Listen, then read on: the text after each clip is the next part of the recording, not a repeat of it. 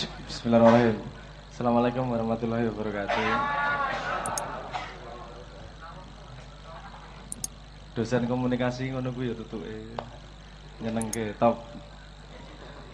Aku ket mau mikir piye balese garapi iki piye iki. Ora kecekel e. Mesake. Iki ilmune bapakmu ya jare tapi aja ngomong-ngomong. Saya kemarin sudah sempat dikirimi prolognya tentang judul hari ini. Saat demo batuk Sanyari Bumi. Terusannya apa jane? Toepate. Tak waca bola-bali aku ora patek paham iki jane maksude piye iki asline. Terus terang. Terus saya di sini nyari sapa iki sing nulis? Ngobrol sedilit iki piye iki? Durung ketemu terus digawa munggah kene iki. Terus kita tadi sempat ngomong tentang, saya tanya aplikasinya gimana tuh itu? Kalimat itu di mana? Saya tanya beberapa orang ngerti aplikasi ini piye. Pokoknya urusan kehormatan. Oke. Saya mulai dari situ saja. Itu dari sudut sempit pandangan saya yang saya ketahui tentang kehormatan. Nah, definisine apa sebenarnya psikologi macam-macam ya, kehormatan itu piye iki dan banyak macam definisi tentang kehormatan.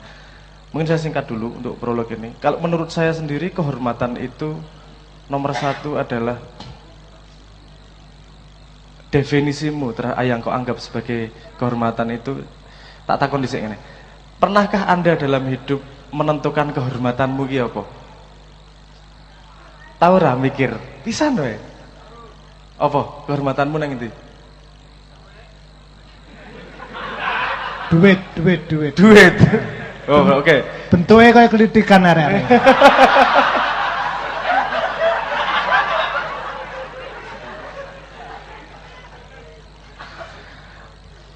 Iku apa sih nek kehormatanmu duit. Jadi pertanyaan begini, kalau kowe ra duit merasa tidak terhormat, nek duit akeh merasa sangat terhormat, ngono ya? Oke. Ono meneh yang punya definisi lain? Hah? Perempuan. Hah? Nek duwe pacar ki kehormatan ngono. Oh, oke ya. Pengalamanmu nek dipacari penyiksaan, Mas. Saya iki isik men dalam dunia mimpi apa arek-arek bayangane duwe pacar ki kehormatan iku. Apa seneng nek kowe duwe pacar ki kehormatan. Sik pacare tambah ayu kowe tambah terhormat apa tambah akeh kowe tambah terhormat? Tambah akeh gundulmu. Oke. Ora apa-apa aku pengen ngerti ya arek-arek. Oke. Jadi kalau kehormatanmu adalah pasangan, semakin banyak pasanganmu, gue merasa terhormat. Oke. Ono meneh ra liyane? Hah? Rambut dawa.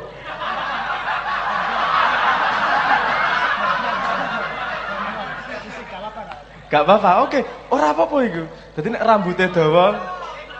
rambutnya dawa gagah terhormat, nek rambutnya cendak ora terhormat. Desa ngono ya. Sampean desa berarti masih ngomong rambutnya ra dawa berarti tidak terhormat ya. Di sini orang banyak mendefinisikan tentang kehormatan dalam dirinya. Yang pasti terjadi adalah ketika definisinya tentang kehormatan itu terlanggar atau terlewati, dia akan punya reaksi yang keras terhadap itu. Nek kehormatanmu duitmu dijikuk sedidik karo wong ya nesune ra karuan. Kowe merasa terhina lahir batin. Nek misalnya duwe pacar dipedhot pacare ngono terhina lahir batin. Rambutnya cendak itu kecekel polisi piye kowe? Terhina lahir batin juga berarti. Ya. Jadi itu menurut saya ketika kita belum bisa mendefinisikan kehormatan masing-masing diri kita sendiri, kita masih akan terbawa dengan konsep kehormatan secara bersama. Itu yang dibangun oleh keadaan, dibangun oleh cuaca, dibangun oleh media-media, TV-TV, sehingga kehormatan yang ada dalam diri kita tidak otentik dari dalam diri kita sendiri. Itu yang paling berbahaya. Karena nanti nek aku melu cara berpikir itu aku wis nesu kan biyen nang Jakarta iki. Dilokke raine elek, dilokke bahasane medhok kok dadi penyanyi. Bar kuwi aku ngangkat kresek lho. Ini shock saya. Waktu itu ya saya cerita sedikit tentang apa namanya perjalanan ketika menjadi artis.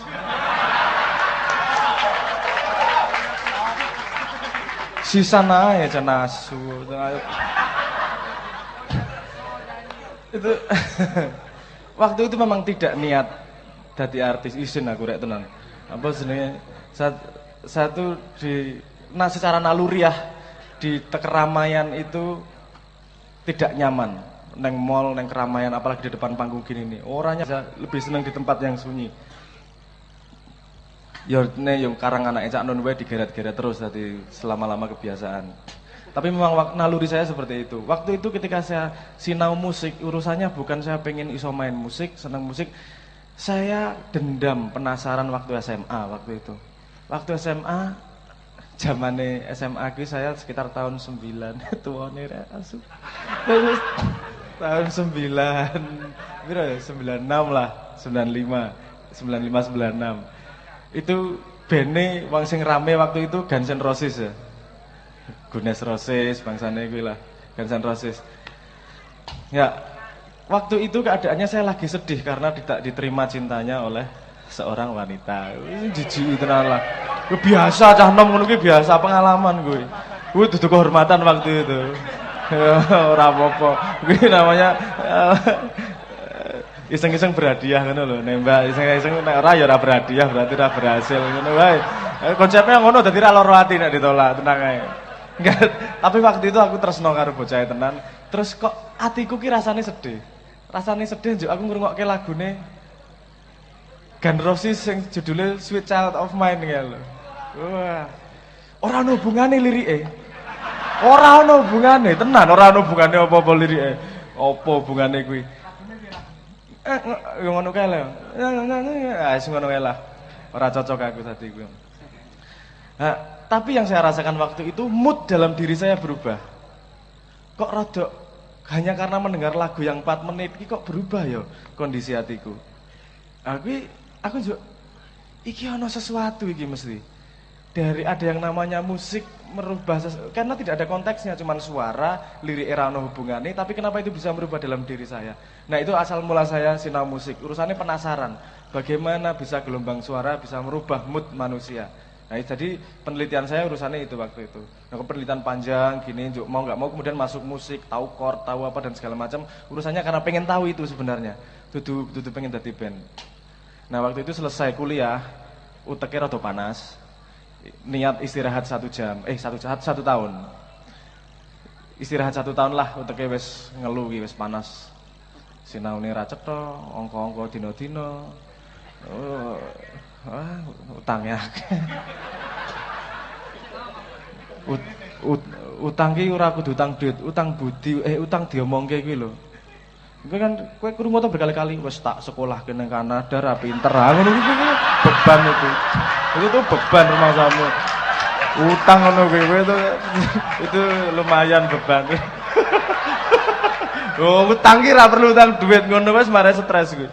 Apa sih? Merusak kehormatan nih. Nyun sewu. Oke.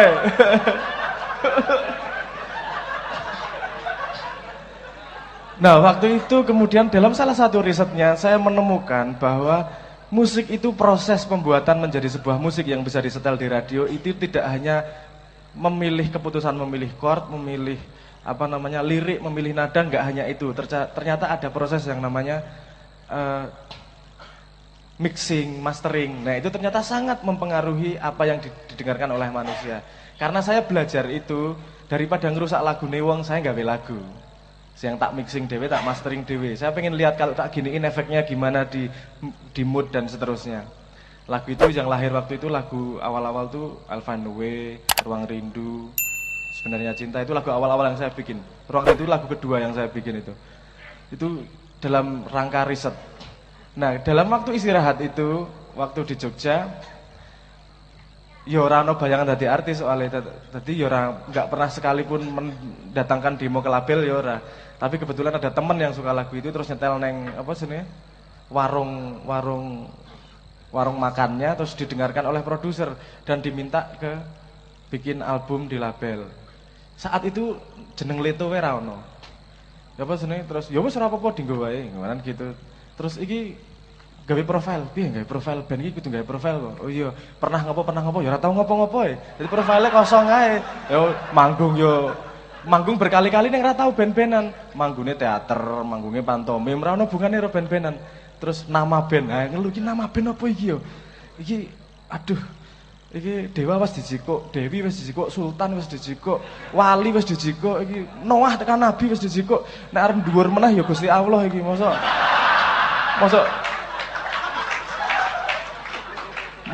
bene Allah Subhanahu wa taala. Ben kan yo wagu ngono lho kaya niki kok ndak baik kayaknya gitu to.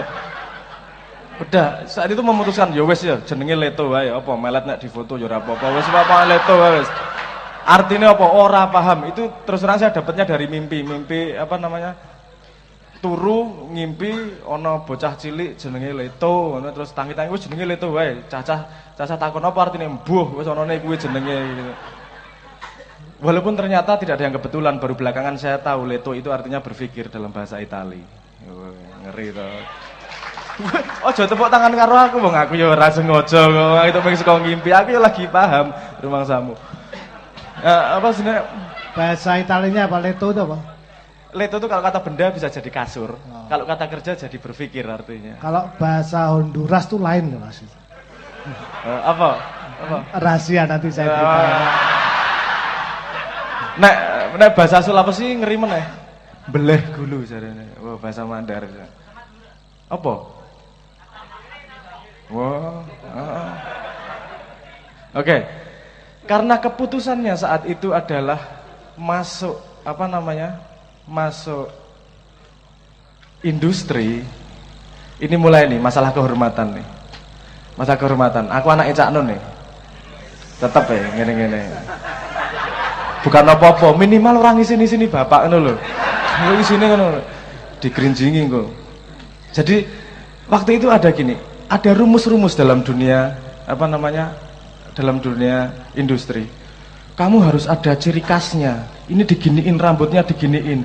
Aku mlebu salon lho, sak umur urip dari situ sampai mulai Leto itu mlebu salon iso dihitung driji. Ngetoki nek SMA potong rambut selalu karena dipotong guru di sekolah, enggak pernah potong beneran. Kehormatan soalnya kontrol kehormatan. Ora tahu tenan mangkat niat potong ora selalu kecelakaan kejadiannya. Konco potong melu atau apa seneng nang sekolahan kedawan potong gitu. Petak nang sekolahan bola-bali saya. Dan di situ salah satunya adalah agar keren rambutnya dicat merah. Anda membayangkan ada seseorang yang tidak pernah dalam hidupnya punya budaya fashion, punya budaya salon, tiba-tiba ke salon potong rambut necis kayak cah zaman modern dan dicat abang. Iki salah harga diri apa dudu iki? Karena itu sama sekali nggak masuk dalam konsepku. Sama sekali nggak masuk dalam konsepku. Tapi saya memegang gini. Kalau mau masuk kalau pengen tahu dunia itu betul total. Tapi kamu harus punya garis yang jelas di situ. Nah, saat itu harga diri saya letakkan pada garis yang jelas itu. Garis yang jelas hanya begini. Ojo ngasih kupingku dibolong gua anting-anting. Alhamdulillah, nek biar situ diteloki kayak Charlie mesti. Saya juga nggak tahu juga itu Tapi saya merasa begini. Kalau saya masuk tanpa ada garis yang saya sebut sebagai kehormatan atau tidak, saya tidak akan tahu terseret sejauh kemana. Saya hanya orang penting jane arep nang endi saya cuma ngarang itu, tapi saya harus punya garis jelas untuk embat-embatan sama diri saya. Sampai seberapa jauh saya berkompromi, sampai seberapa jauh saya bisa berkaca bahwa saya memang belajar atau saya terseret, harus ada jelas itu garisnya. Maka saya mengambil garis itu. Pokoknya ngopo-ngopo tak lakoni, saya pengen ngerti, ra masalah. Saya tak nek cat abang wis. Dari cah-cah itu sing kuat meng aku. Rambutku dicat abang, kowe mbayangke ra. Aku ndelok raiku dhewe guyu kaya munyuk. Tenan rambut ngene iki cat abang. Anake Cak Nun ki ra ono pelajarane rambut dicat dipotong ora ono pelajarane kok dicat-cat. Kuwi pergolakan luar biasa. Tapi kenapa saya bertahan di situ? Karena saya tahu persis bahwa saya belajar di situ. Saya pengen tahu dunia keartisan kuwi piye, dunia industri iki piye. Walaupun di tengah jalan saya juga berbenturan dengan banyak hal. Misalnya gini, manggung, selesai manggung, cah-cah do angkat-angkat barang, saya ikut angkat-angkat barang. Ono apa jenenge, tas kresek tak angkat, apa enggak ada yang angkat, saya angkat ke bawah dan saya dimarahin habis-habisan sama manajernya. Kamu enggak bisa seperti itu kamu kehormatanmu hilang, kamu apa vokalis sebuah band enggak boleh ngangkat tas kresek. Aku le memahami ini suwe banget aku. Apa hubungannya tas kresek karo kehormatan ki apa? Piye to iki? Aku ewang-ewang koncoku, tase ora iso diangkat, aku ngangkat tas kresek, itu bisa menghinakan dirimu sebagai vokalis band. Kuwi aku le memahami, tapi itu memang yang saya tahu, ketika saya masuk ke dunia itu saya pasti bertabrakan sama banyak hal. Ketika di situ saya jan kuwi pelajaran berharga kuwi. Ono ya konsep kehormatan berhubungan dengan tas kresek iki ono ya. Ngangkat tas kresek iki menurunkan kehormatan. Di situ saya punya kesimpulan bahwa kehormatan itu adalah social structure, kepercayaan banyak pihak setuju bahwa sebuah kehormatan adalah A, semua kemudian percaya bahwa di situ adalah tingkat kehormatan. Terus tadinya saya ngotot, ora apa-apa angkat-angkat, urusannya apa? Kehormatan dadi menungso, nek ana sing ra iso diangkat aku nulungi, kuwi luwih terhormat kuwi. Aku ngono kuwi isian. Aku melu angkat-angkat kotak drum, melu angkat-angkat apa? Kuwi diseneni persis karo manajernya. Tapi ternyata dia juga punya argumentasi yang jelas. Kalau musisi sama vokalis itu apa sebenarnya jangan ikut angkat-angkat. Dia wis ngerti alasannya bukan karena kehormatan, kehormatan tak tantang mesti. Dia alasannya gini, kalau angkat-angkat terus tiba-tiba jarinya kecepit kan nggak bisa manggung nanti. Oh iya, ya bener ya.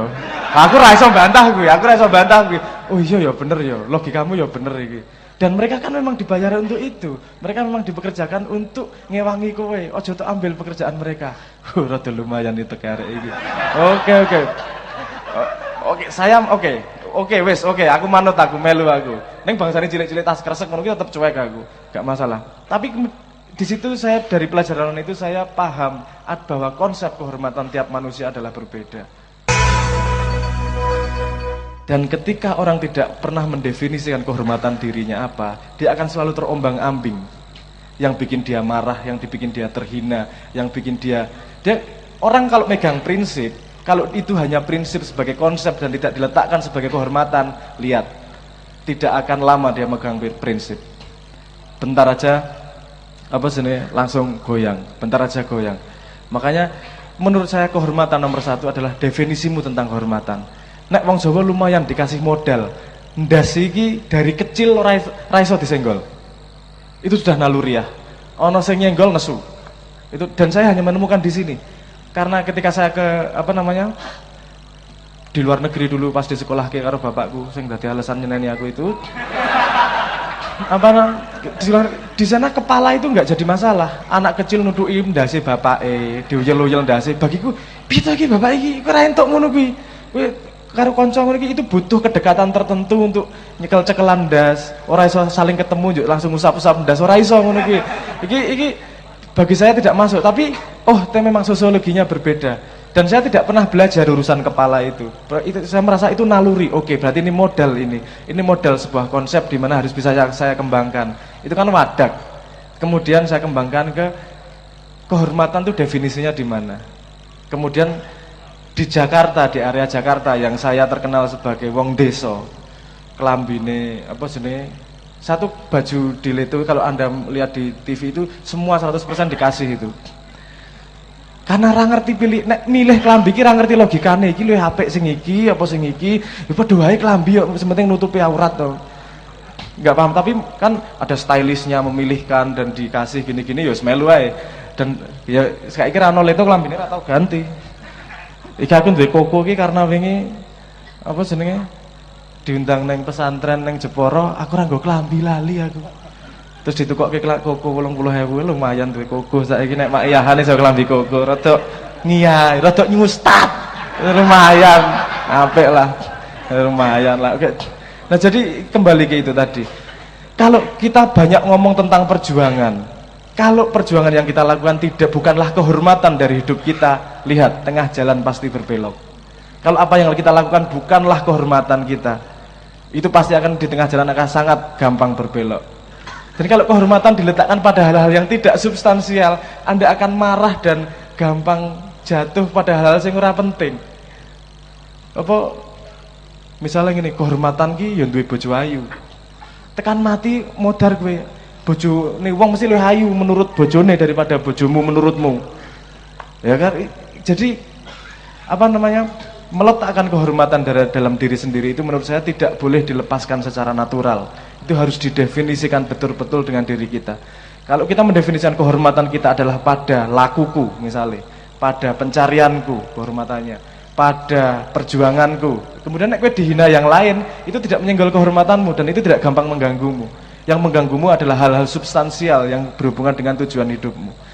Ketika tujuan hidupmu, prinsipmu adalah kehormatanmu, itu adalah modal utama berjuang. Sebelum kita mendefinisikan itu, lihat angkatan berapa saja yang tidak belok di pertengahan jalannya. Semua berangkatnya dengan idealisme, dengan prinsip, dengan perjuangan, sampai pada titik tertentu belok, belok, belok dan kalah sama itu semua. Karena dia tidak memulai dengan meletakkan itu sebagai kehormatan dirinya. Kalau itu sudah jadi kehormatan dirinya, di tengah jalan kamu mau belok, kamu malu sendiri sama dirimu karena kamu memperhinakan dirimu sendiri. Wangi kita cekeli sebagai kehormatan kok tak khianati sendiri. Nah, kita ngomong definisi kita kehormatan dirimu di mana, baru kita ngomong berjuang. Itu dulu. Matur nuwun. Assalamualaikum warahmatullahi wabarakatuh.